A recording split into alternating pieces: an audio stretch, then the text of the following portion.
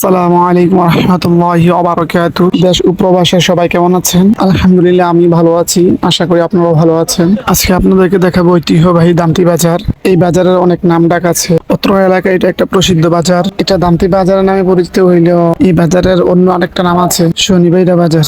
আগে এখানে অনেক দূর দূরান্ত থেকে লোক আসতো বাজার করার জন্য। এই বাজারে ছোটবেলার অনেক স্মৃতি জড়ানো আছে।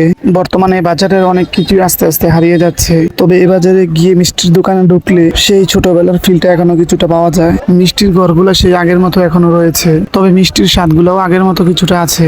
আগের মতো স্বাদ না হওয়ার কারণ হলো অনেক কারিগরি বয়সের বাড়ে হয়ে পড়ছে, আর জিনিসপত্রের দাম বাড়, আর কারিগর গুলো এত এক্সপার্ট না। তারপরেও মোটামুটি আগের মতো কিছুটা স্বাদ পাওয়া যায়।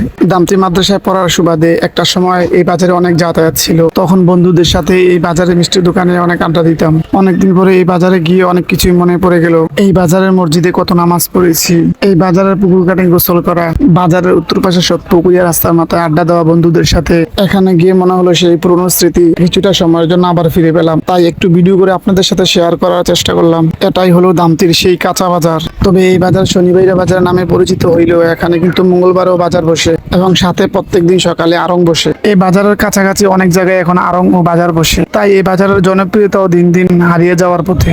তারপরেও প্রশাসনের কাছে আমার অনুরোধ থাকবে, তারা যেন বাজারের প্রতি একটু সুদৃষ্টি দেয়। তবে এই বাজার এখনো দেশি মাছ ও গাভীর দুধের জন্য বিখ্যাত। এখানে খাল বিলের গুড়া মাছ, অরিজিনাল দেশি গরুর দুধ খুব ভালো পাওয়া যায়। এখনো এখানে দূর দূরান্ত থেকে বিয়ে শাদী ও বিভিন্ন অনুষ্ঠানে দধি পাতার জন্য দূর দূরান্ত থেকে অনেক লোক আসে। দামতি বাজারের মিষ্টি ও দধির অনেক সুনাম আছে। আজকে এই পর্যন্ত। ভিডিওটি কেমন হলো জানাবেন। ভিডিওটি যদি ভালো লেগে থাকে লাইক, কমেন্ট ও শেয়ার করে দিবেন। আবার দেখা হবে নতুন কোনো অন্য ভিডিওতে। ভালো থাকুন, সুস্থ থাকুন। দেশ ও প্রবাসী সবার জন্য রইল শুভকামনা। আল্লাহ হাফেজ। আসসালামু আলাইকুম রহমতুল্লাহি ওয়া বারাকাতুহু।